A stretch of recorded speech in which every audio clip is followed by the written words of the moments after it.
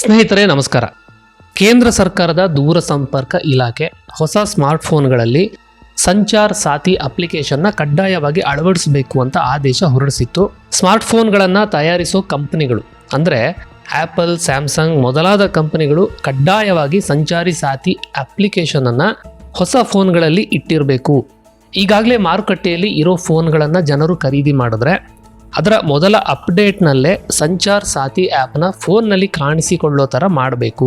ಇದಕ್ಕೆ ಸಂಬಂಧಿಸಿದ ಹಾಗೆ 120 ದಿನದೊಳಗೆ ಏನು ಕ್ರಮ ತಗೊಂಡಿದ್ದೀವಿ ಅಂತ ಸರ್ಕಾರಕ್ಕೆ ವರದಿ ಕೊಡಬೇಕು.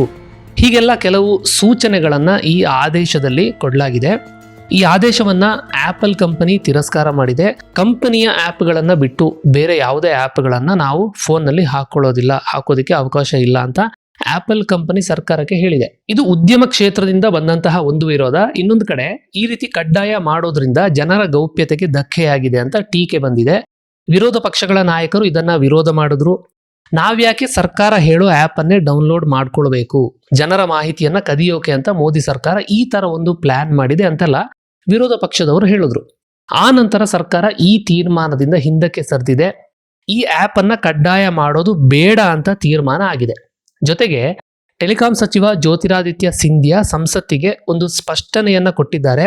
ಜನರು ತಮ್ಮ ಇಷ್ಟದ ಪ್ರಕಾರ ಈ ಅಪ್ಲಿಕೇಶನ್ ಅನ್ನ ಬಳಸಬಹುದು. ಈ ಆ್ಯಪ್ನ ನೀವು ಡೌನ್ಲೋಡ್ ಮಾಡ್ಕೊಳ್ಬಹುದು. ಅದರಲ್ಲಿ ಹೆಸರು ನೋಂದಾಯಿಸಿಕೊಂಡ ನಂತರ ಅದು ಆಕ್ಟಿವೇಟ್ ಆಗುತ್ತೆ. ಹೆಸರು ನೋಂದಣಿ ಮಾಡ್ಕೊಂಡಿಲ್ಲ ಅಂದ್ರೆ ಈ ಆ್ಯಪ್ ಫೋನ್ನಲ್ಲಿ ಹಾಗೇನೆ ಇರುತ್ತೆ ಅಂತ ಸಚಿವರು ಹೇಳಿದ್ರು. ಈ ಎಲ್ಲ ಬೆಳವಣಿಗೆಯ ನಂತರ ಅಚ್ಚರಿ ಅನ್ನಿಸೋ ಹಾಗೆ ಸಂಚಾರ್ ಸಾಥಿ ಆ್ಯಪ್ನ ಡೌನ್ಲೋಡ್ ಮಾಡಿಕೊಳ್ಳುವವರ ಸಂಖ್ಯೆ 10 ಪಟ್ಟು ಹೆಚ್ಚಾಗಿದೆ. ಪ್ರತಿದಿನ 50ರಿಂದ 60 ಸಾವಿರ ಜನರು ಸಂಚಾರ್ ಸಾಥಿ ಆ್ಯಪ್ನ ಡೌನ್ಲೋಡ್ ಮಾಡ್ಕೊಳ್ತಾ ಇದ್ರು. ಅಂದ್ರೆ ಇಷ್ಟೇ ಅಂತಲ್ಲ, ಅದೊಂದು ಸರಾಸರಿ ನಂಬರ್ ಅಷ್ಟೇ. ಈಗ ಪ್ರತಿದಿನ 6 ಲಕ್ಷ ಜನರು ಡೌನ್ಲೋಡ್ ಮಾಡ್ಕೊಳ್ತಾ ಇದ್ದಾರೆ. ದಿಢೀರಂತ ಸಂಖ್ಯೆ ಹೆಚ್ಚಾಗಿದೆ. ಈ ಕಡ್ಡಾಯ ಆದೇಶ ಬರೋದಕ್ಕಿಂತ ಮುಂಚೆ 1.5 ಕೋಟಿ ಜನರು ಮಾತ್ರ ಆ್ಯಪ್ ಡೌನ್ಲೋಡ್ ಮಾಡ್ಕೊಂಡಿದ್ರು. ಈ ಆ್ಯಪ್ ಬಗ್ಗೆ ಹೆಚ್ಚಿನವರಿಗೆ ಗೊತ್ತಿರಲಿಲ್ಲ. ಈ ವಿವಾದದ ನಂತರ ಜನರು ಕುತೂಹಲಕ್ಕೆ ಅಂತ ಡೌನ್ಲೋಡ್ ಮಾಡ್ಕೊಂಡು ನೋಡ್ತಾ ಇದ್ದಾರೆ. ಸರಿ, ಹಾಗಾದ್ರೆ ಈ ಆ್ಯಪ್ನಿಂದ ಜನರಿಗೆ ಏನು ಉಪಯೋಗ ಅಂತ ನೋಡೋಣ. ನಮ್ಮ ಫೋನ್ನಲ್ಲಿ ಫೇಸ್ಬುಕ್, ಇನ್ಸ್ಟಾಗ್ರಾಮ್, ವಾಟ್ಸ್ಆ್ಯಪ್ ಈ ಆ್ಯಪ್ಗಳಿಂದಲೇ ಅರ್ಧಕ್ಕರ್ಧ ಮೆಮೊರಿ ಖಾಲಿಯಾಗಿರುತ್ತೆ. ಮತ್ತೆ ಈ ಹೊಸ ಆ್ಯಪ್ ಯಾಕೆ ರಗಳೆ ಅಂತ ತುಂಬ ಜನರು ಯೋಚನೆ ಮಾಡ್ಬೋದು. ಆದರೆ ಸರ್ಕಾರ ಯಾಕೆ ಇದ್ರ ಬಗ್ಗೆ ಮಾತಾಡ್ತಾ ಇದೆ, ಇದಕ್ಕೆ ಯಾಕೆ ಒತ್ತು ಕೊಡ್ತಾ ಇದೆ ಅನ್ನೋದನ್ನ ಸ್ವಲ್ಪ ನೋಡೋಣ. 2023 ಮೇ 16ಕ್ಕೆ ಸಂಚಾರ್ ಸಾಥಿ ವೆಬ್ ಪೋರ್ಟಲ್ ಶುರುವಾಯಿತು. 2025 ಜನವರಿಯಲ್ಲಿ ಸಂಚಾರ್ ಸಾಥಿ ಆ್ಯಪ್ ಬಿಡುಗಡೆ ಆಯಿತು. ಇದರ ಉದ್ದೇಶ ಡಿಜಿಟಲ್ ಆಗಿ ಜನರಿಗೆ ಸುರಕ್ಷತೆಯನ್ನು ಕೊಡೋದು. 1 ವರ್ಷದಿಂದಾನೇ ಈ ಆ್ಯಪ್ ಇದ್ರೂ ಇದನ್ನು ಈಗ ಕಡ್ಡಾಯ ಮಾಡೋ ತೀರ್ಮಾನವನ್ನು ಸರ್ಕಾರ ಯಾಕೆ ಮಾಡ್ತು ಅಂದರೆ ಅದಕ್ಕೆ ಒಂದು ಸಣ್ಣ ಹಿನ್ನೆಲೆ ಇದೆ. ಇತ್ತೀಚೆಗೆ ಡಿಜಿಟಲ್ ಅರೆಸ್ಟ್ ಕೇಸ್ಗಳು ಹೆಚ್ಚಾಗ್ತಾ ಇದೆ. ಉದ್ಯಮಿಗಳು, ಸಿನಿಮಾ ನಟರ ಕುಟುಂಬದವರು, ಹೀಗೆ ತುಂಬ ಶ್ರೀಮಂತರನ್ನ ಕೆಲವು ಡಿಜಿಟಲ್ ಕಳ್ಳರು ಸಂಪರ್ಕ ಮಾಡಿ ವಿಡಿಯೋ ಕಾಲ್ ಮಾಡಿ ಹೆದರಿಸ್ತಾರೆ. ಪೊಲೀಸ್ ವೇಷ ಹಾಕ್ಕೊಂಡು ನಿಮ್ಮನ್ನ ಡಿಜಿಟಲ್ ಅರೆಸ್ಟ್ ಮಾಡಿದ್ದೀವಿ, ನಿಮ್ಮ ಹತ್ರ ಕೋಟ್ಯಂತರ ರೂಪಾಯಿ ಅಕ್ರಮ ಹಣ ಇದೆ, ನಿಮ್ಮನ್ನ ಬಿಡಬೇಕು ಅಂದ್ರೆ ಒಂದಷ್ಟು ಲಕ್ಷ ಕೊಡಿ ಅಂತ ಡಿಮ್ಯಾಂಡ್ ಮಾಡ್ತಾರೆ. ನೇರವಾಗಿ ನಿಮ್ಮನ್ನ ಅರೆಸ್ಟ್ ಮಾಡ್ತಾ ಇಲ್ಲ, ಡಿಜಿಟಲ್ ಆಗಿ ಅರೆಸ್ಟ್ ಮಾಡ್ತಾ ಇದ್ದೀವಿ, ನಿಮ್ಮ ಬ್ಯಾಂಕ್ ಅಕೌಂಟ್ ಬ್ಲಾಕ್ ಮಾಡ್ತೀವಿ, ಹೀಗೆ ಏನೇನೋ ಹೇಳಿ ಭಯಪಡಿಸ್ತಾರೆ. ಅಕ್ರಮ ಹಣ ಇಟ್ಕೊಂಡವರು ಇದನ್ನ ನಿಜ ಅಂತ ನಂಬಿಬಿಡ್ತಾರೆ. ಯಾಕೆಂದ್ರೆ ಅವರಿಗೊಂದು ಗಿಲ್ಟಿ ಫೀಲಿಂಗ್ ಇರುತ್ತೆ, ನಾವು ತಪ್ಪು ಮಾಡಿದೀವಿ ಅಂತ. ಅವರು ಕೇಳದಷ್ಟು ಹಣನ ಲಂಚ ಅಂತ ಅಂದ್ಕೊಂಡು ಕೊಟ್ಟು ತಪ್ಪಿಸ್ಕೊಳ್ತಾರೆ. ಇಂತಹ ಕೇಸ್ಗಳು ಹೆಚ್ಚಾಗ್ತಾ ಇರೋದ್ರಿಂದ ಇದನ್ನ CBI ತನಿಖೆ ಮಾಡಬೇಕು ಅಂತ ಇತ್ತೀಚೆಗೆ ಸುಪ್ರೀಂ ಕೋರ್ಟ್ ಆದೇಶ ಕೊಟ್ಟಿದೆ. ಇದಾದ ನಂತರ ಡಿಜಿಟಲ್ಗೆ ಸಂಬಂಧಪಟ್ಟಂತಹ ಎಲ್ಲಾ ಅಪರಾಧಗಳನ್ನ, ವಂಚನೆಗಳನ್ನ ತಡೆಗಟ್ಟೋಕೆ ಅಂತ ಸಂಚಾರ್ ಸಾಥಿ ಆ್ಯಪ್ನ ಕಡ್ಡಾಯ ಮಾಡೋ ನಿರ್ಧಾರಕ್ಕೆ ಕೇಂದ್ರ ಸರ್ಕಾರ ಬಂತು. ಸಂಚಾರ್ ಸಾಥಿ ಆ್ಯಪ್ನ ನೀವು ಡೌನ್ಲೋಡ್ ಮಾಡಿ ಓಪನ್ ಮಾಡಿದ್ರೆ ಅದರಲ್ಲಿ ಎಲ್ಲ ಭಾಷೆಗಳಿದೆ, ಆಯ್ಕೆಗಳಿದೆ, ಕನ್ನಡ ಕೂಡ ಇದೆ. ಮೊದಲಿಗೆ ಹೆಸರು ನೋಂದಣಿ ಮಾಡ್ಕೋಬೇಕು. ಆಗ ಒಂದು ಮೆಸೇಜ್ ಬಂದು ನಿಮ್ಮ ಮೊಬೈಲ್ ನಂಬರ್ ಯಾವುದು ಅನ್ನೋದು ಖಚಿತ ಆಗುತ್ತೆ. ನೋಂದಣಿ ಆದಮೇಲೆ ನಾಗರಿಕ ಕೇಂದ್ರಿತ ಸೇವೆ ಅಂತ ಇರುತ್ತೆ. ಚಕ್ಷು ಅಂತ ಒಂದು ಆಪ್ಷನ್ ಇದೆ. ಅದರಲ್ಲಿ ನಿಮಗೆ ಯಾವುದಾದ್ರೂ ಅನುಮಾನದ ಕರೆ, ಮೆಸೇಜ್ ಬಂದಿದ್ರೆ ಅದರ ವಿವರವನ್ನ ಬರೆದು ದೂರು ಕೊಡಬಹುದು. ಈ ತರ ದೂರು ಕೊಟ್ರೆ ಸೈಬರ್ ಕ್ರೈಮ್ ಪೊಲೀಸರು ಕ್ರಮ ತಗೊಳ್ಳೋಕೆ ಸಹಾಯ ಆಗುತ್ತೆ. ಜೊತೆಗೆ ಆ ನಂಬರ್ಗಳಿಂದ ಕಾಲ್ ಬರೋದನ್ನ ತಪ್ಪಿಸಬಹುದು.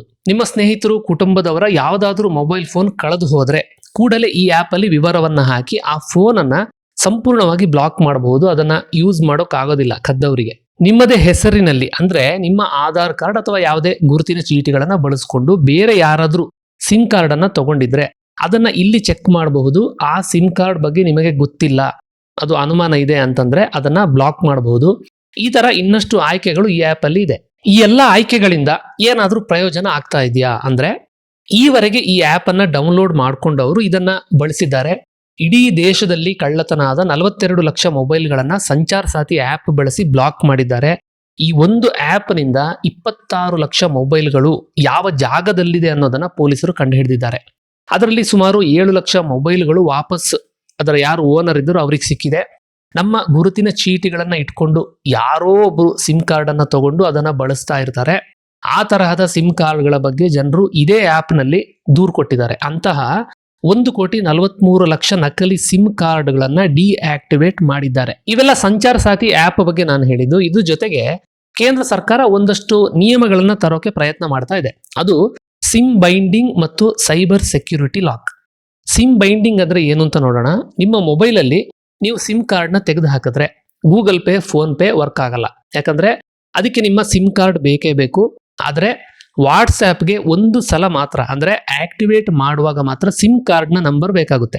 ಆಮೇಲೆ ಅದೇ ನಂಬರ್ ಅನ್ನ ಇಟ್ಟುಕೊಂಡು ಬೇರೆ ಮೊಬೈಲ್ ನಲ್ಲಿ ಕೂಡ ವಾಟ್ಸ್ಆ್ಯಪ್ ಅನ್ನ ಬಳಸಬಹುದು.